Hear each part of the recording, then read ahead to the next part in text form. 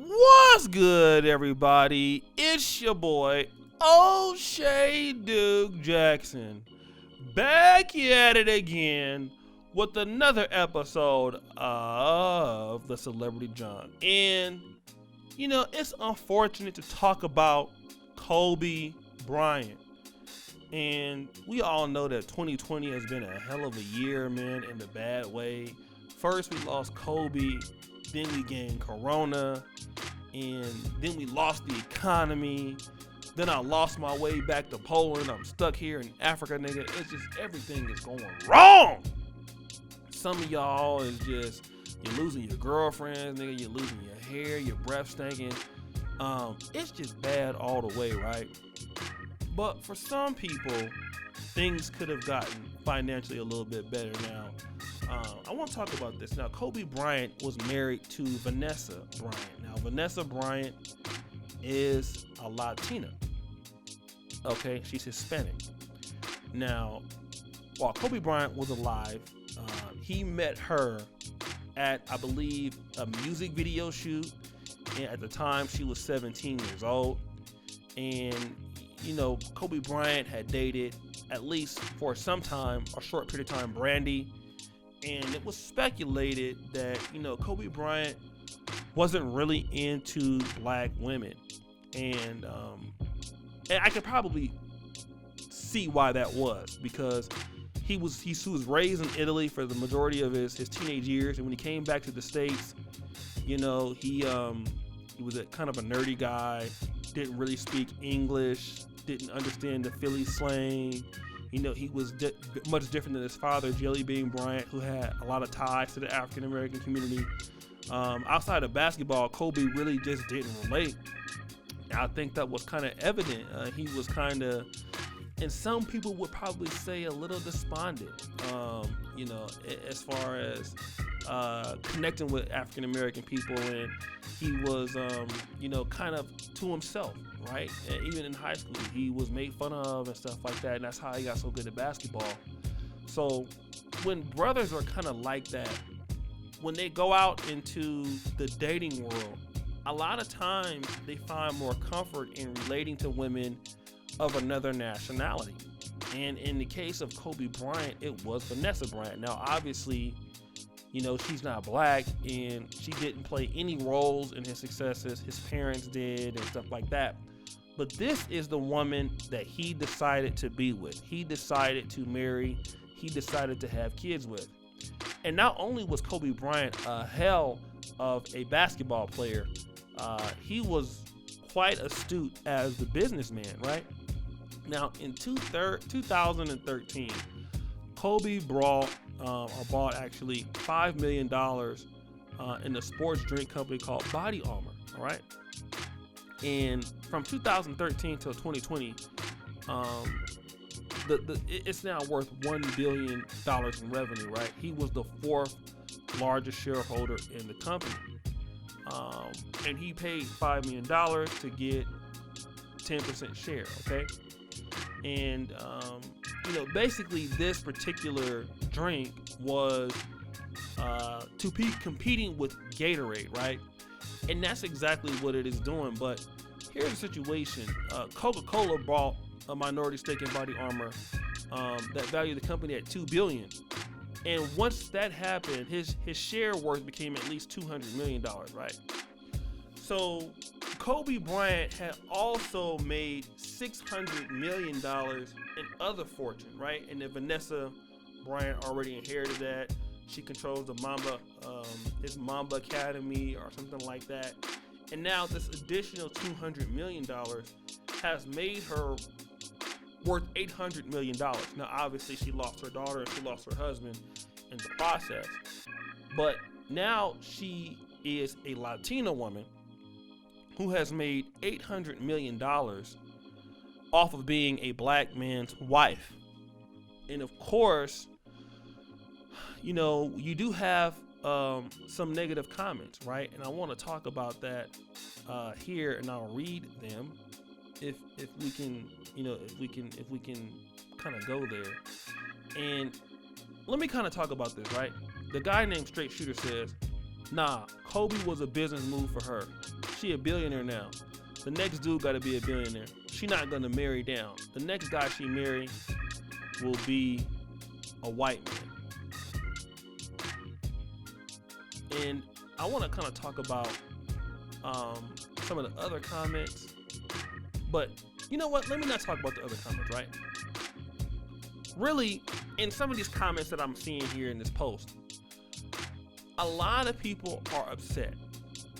And the people that tend to be upset are black people, right? And I would say black people and black women.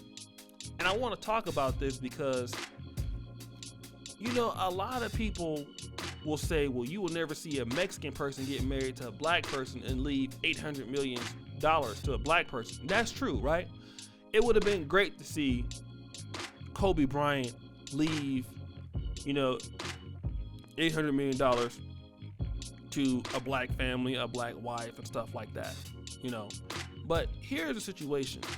And again, we talk about black communities, right? And we talk about black women.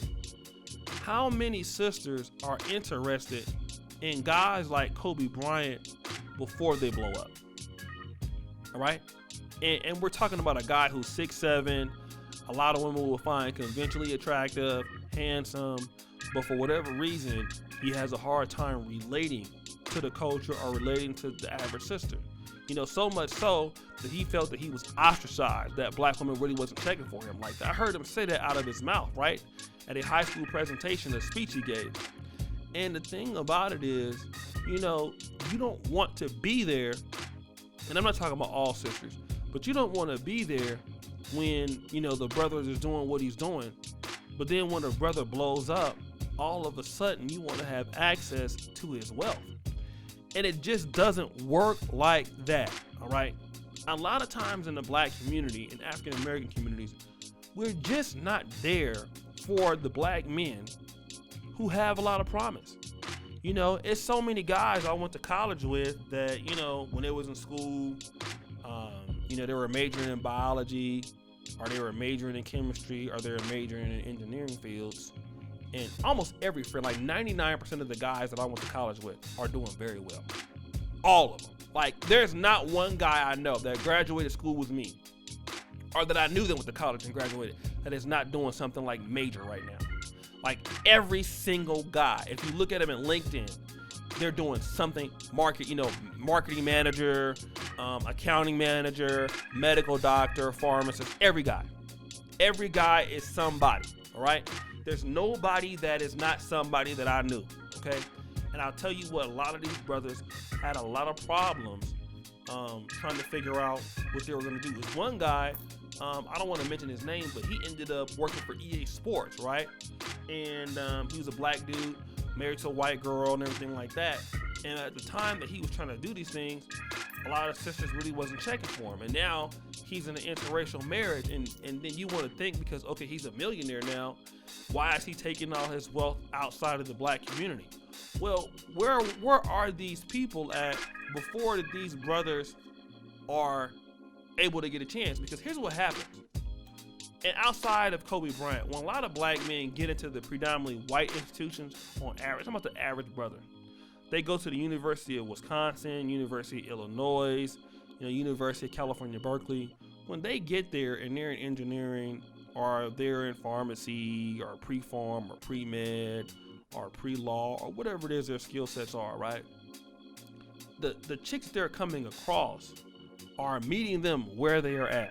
And there's no stipulation like, okay, I'm gonna wait at the finish line, and then once you get to the finish line, I'm gonna be there to pick the winners, all right? And that's typically what happens in the black community.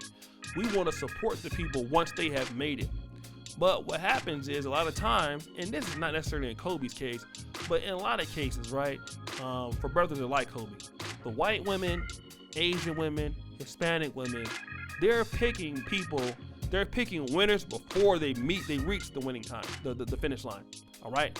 They see the qualities in these guys before they reach the finish line, and they're signing up already, right? Just like Kobe Bryant had the foresight to invest in, this company, the sports drink Body Armor. a lot of women are making the early investment in black men, you know, before they see returns. And they're doing that because they know that they're going to get a return, and they're there. But a lot of times with black women or in the black community, you know, you don't see those early investments. So then when they get a wife and, you know, the woman is not involved in the family, and now you're asking, well, why isn't, you know, he didn't leave any money to his mom or his dad, or why shouldn't she give money to his mom and dad? And you mad at the wife? Well, no, you know, where were the women at in his life, you know, that was checking for him so that he could have made an earlier decision? Nobody wants to talk about those things. And that's what happens to a lot of black men. Unfortunately, some woman that's not black ends up and comes in and makes an early investment, and then they reap the rewards of what a sister should get. And so now you want to be mad at her. You can't be mad at her. She was doing her job. She just got chose, and she was ready for the call. I mean, I'm pretty sure that a lot of other sisters could have been ready for the call, like a Brandy, but, you know, she missed out on an opportunity. And this should be a lesson, right? How many more times are we going to let talented black men take their money out of the community and get with somebody else when it should be you, right? And everything is not colorism.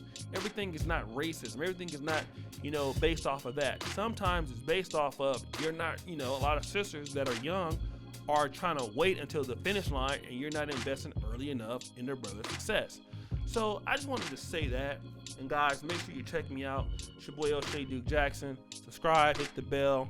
It's another episode of The Celebrity Junk. And as you brothers know, the buffoonery remains for the all-time high. Make sure you go to the first comment pinned to the top. Peace.